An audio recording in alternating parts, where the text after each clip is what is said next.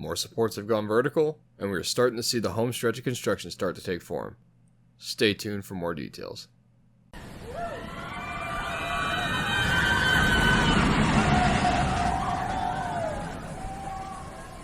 What's up guys, Dr. Coaster here on behalf of the Georgia Coaster Connection, and welcome back to another ArieForce One Construction update.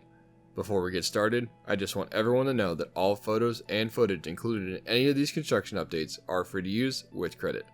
I'd also like to thank my Georgia Coaster Connection partner Christopher as we gather this content together. I'll link his pages down below. If you're noticing an improvement in the quality of my audio, it's because I promised myself I would buy a new mic if we ever reach 1,000 subscribers on the channel. And here we are. I cannot even begin to describe just how thankful I am for every single one of you that has joined me along the way. I've got a 1,000 subscribers special that I will be releasing in the coming weeks, so keep your eyes peeled for that one. I know you're going to enjoy it. If you've joined the channel for ArieForce One Construction updates, I'd encourage you to stick around for the long haul and check out some of my other content. Thank you guys again so much. Now let's get into this week's update to see what's going on over at Fun Spot Atlanta. After a week too long spent away from the park, I once again made my way back out to Fun Spot Atlanta to check in on the progress of ArieForce One Construction.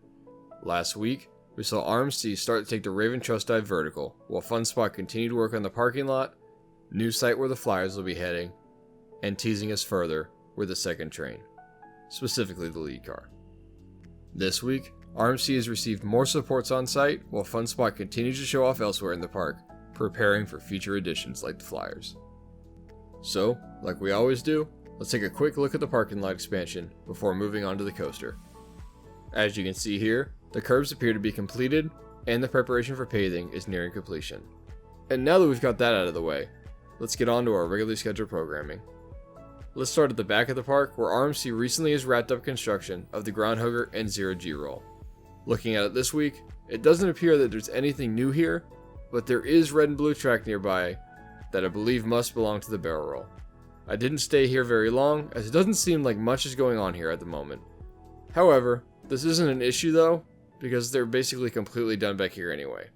Last week I mentioned that even though there were many pieces of track behind the arcade, I hadn't seen any new supports arrive recently. But this week, that all changed.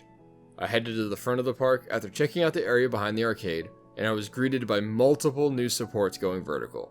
The first of which was right here in front of the arcade, and this, folks, is the beginning of seeing the barrel roll come into form. This support here, along with another behind the arcade, will work together to let this coaster absolutely rip through this element while passing over the arcade. Sitting right beside the new support is another set being assembled to be dropped into place right next to it. When this set of supports goes vertical, it will join together with another set of supports on the other side of the walkway to allow guests to pass under ArieForce One as they walk towards the Screaming Swing. And speaking of that set of supports, they are also partially assembled right next door and are waiting for a crane to come by and drop them into their forever home. If you haven't noticed the trend already, there is a lot of new steel laying around this week, and if I'd filmed this a day or two later, I'd imagine there would be a lot more going vertical. If you've been to the park or will be going this weekend, be sure to let us know what's going on. In recent weeks, as I've walked down towards the lift hill, I've noticed the concrete footers that have been poured and we're just waiting to receive some attention. And following the trend that has already been set closer down towards the arcade, we have another set of supports that has gone completely vertical next to the ones that I just mentioned. Now, there has been this area here in front of the ticket booth that has been awaiting concrete to be poured for a few weeks, and we haven't seen that happen yet. I'm wondering if maybe this could be part of the sidewalk in some shape or fashion, similar to how it will be down by the Screaming Swing. The batting cages are still back here, and they'll need access to this booth. They've also got a large plot of land with the removal of the mini golf courses, where future attractions are likely. As I continued my way down towards the lift hill, it became clear the hard hat zone had been expanded to allow for cranes to bring in even more supports to their future sites. Fortunately, the sidewalk was still open to the front of the park, so I was still able to get some footage. I've never walked out this way towards the front of the park before, as I didn't want to step on the park's toes or anything like that. I try to film these updates without anyone really knowing I'm there, but I recently received permission to capture some content in the front of the park, so I was able to get some really cool shots from up here, standing in front of the hard hat zone. As mentioned throughout this video, more and more supports are being moved around, and this became even more clear from these angles. There has been some supports on site up here for a while, but even more have appeared this week, and we should expect to see them added to the Outer Banked Airtime Hill and Final Brake Run very soon. I stated that I had never been out here before, so I'd never been this close up to the actual structure until now. And guys, wow, this thing is even more impressive up close. You can also really appreciate how insane the angle is going to be coming in and out of the 0G stall, and just how high off the ground you're going to be as you twist through the lift hill structure. While the lift hill and stall have been standing for a while now, I know there's another element nearby that some of you are pretty excited about. So while I was outside the park, I made sure to get some shots of the Raven Truss dive. Not only has more progress been made here, but more supports are built nearby, and they are very close to being dropped into place. Once that happens, the track nearby should join the supports, and that will wrap up the entire beginning portion of this ride. Now, before I left the park, I wanted to check in on the second train one more time to see if it had gotten uncovered any more than already had been. Because I feel like Fun Spot has been teasing us the last few weeks. We managed to figure out the color scheme 2 weeks ago. Then we caught another glimpse last week as it got uncovered slightly more. And this week, we can see the entire train.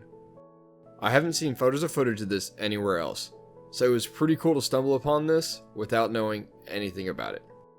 Oh, and yes, the plot of land that will soon house the flyers is still taking shape, and is now surrounded by caution tape.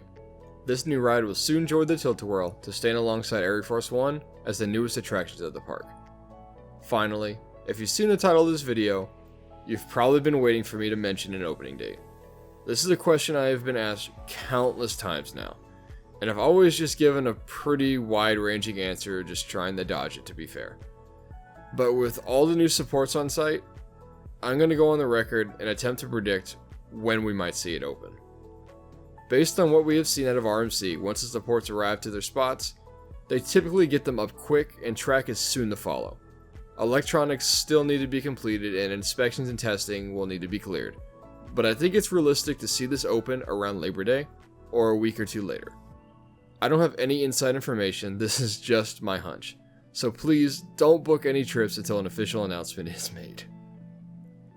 Thank you all for watching. That was the 19th of many ArieForce One construction updates to come. If you don't want to miss out on more construction updates like this, then be sure to subscribe to the channel, as many of these will be coming out leading up to the opening of the ride. If you haven't already, then also be sure to follow Georgia Coast Connection over on Instagram, your home for all things ArieForce One. If you're feeling inclined, then you can follow me as well at Dr_Coaster. Thanks again for watching, and I'll see you in the next one.